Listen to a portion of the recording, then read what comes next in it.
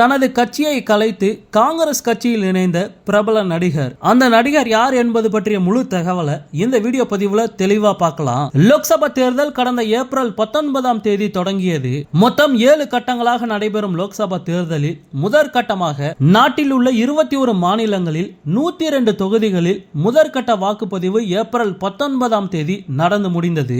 இதில் தமிழ்நாட்டில் உள்ள 39 தொகுதிகளிலும் ஒரே கட்டமாக வாக்குப்பதிவு நடைபெற்று முடிந்தது. இந்த நிலையில் இந்திய ஜனநாயக புலிகள் கட்சியின் தலைவர் நடிகர் மன்சூர் அலிகான் வேலூர் லோக்சபா தொகுதியில் சுயேட்சையாக போட்டியிட்டார். இந்திய ஜனநாயக புலிகள் என்ற பெயரில் கட்சியை நடத்தி வந்தாலும் அதற்கு தேர்தல் ஆணையம் இன்னும் ஒப்புதல் அளிக்காததால் சுயேட்சையாக போட்டியிட்டார். அவருக்கு பலாப்பழம் சின்னம் ஒதுக்கீடு செய்யப்பட்டது. பலாப்பழம் சின்னத்தில் வாக்கு கேட்டு வேலூர் தொகுதி முழுவதும் தீவிரமாக பிரச்சாரம் செய்து வந்தார் மன்சூர் அலிகான். தேர்தலுக்கு முன்னதாக பிரச்சாரத்தின் கடைசி நாளன்று மன்சூர் அலிகானுக்கு நெஞ்சுவலி, மயக்கம் ஏற்பட்டு மருத்துவமனையில் அனுமதிக்கப்பட்டார். பின்னர் சென்னையில் மேல் சிகிச்சை பெற்று அவர் குணமடைந்து வீடு திரும்பியுள்ளார். இந்த நிலையில் தமிழ்நாட்டில் வாக்குப்பதிவு முடிவடைந்துள்ள நிலையில் இந்திய ஜனநாயக புலிகள் கட்சியின் தலைவர் மன்சூர் அலிகான் காங்கிரஸ் கட்சியில் இணைய தமிழ்நாடு காங்கிரஸ் கமிட்டி தலைவர் செல்வ பெருந்தகையை சென்னை சத்தியமூர்த்தி பவனில் நேற்று சந்தித்து கடிதம் அளித்துள்ளார். இந்த சந்திப்பிற்கு பிறகு செய்தியாளர்களை சந்தித்த மன்சூர் அலிகான், முதலில் நான் காங்கிரஸ் கட்சியில் தான் இருந்தேன். 15 ஆண்டுகளுக்கு முன்பு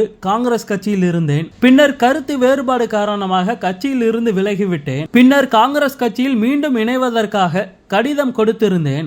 ஆனால் போய் சேரவில்லை போல, அதனால் தான் தனியாக கட்சி தொடங்கினேன். மீண்டும் தாய் கட்சியில் இணைய உள்ளேன். சோனியா காந்தியின் மகள் பிரியங்கா காந்தி என்ற மகராசிக்கு பிரதமருக்கான முகராசி உள்ளது. எனது இந்திய ஜனநாயக புலிகள் கட்சியை காங்கிரசுடன் இணைத்து அதன் உறுப்பினர்கள் அனைவரும் காங்கிரஸ் கட்சியில் இணைய உள்ளனர் என மன்சூர் அலிகான் தெரிவித்துள்ளார். ஆனால் தேர்தல் நேரம் என்பதால் காங்கிரஸ் கட்சியில் இணைய முடியாது எனவும் தேர்தல் முடிவுக்கு பிறகு மன்சூர் அலிகான் கொடுத்த கடிதம் ஏற்றுக்கொள்ளப்படும் என தமிழ்நாடு காங்கிரஸ் கமிட்டி தலைவர் செல்வ பெருந்தகை தெரிவித்துள்ளார்.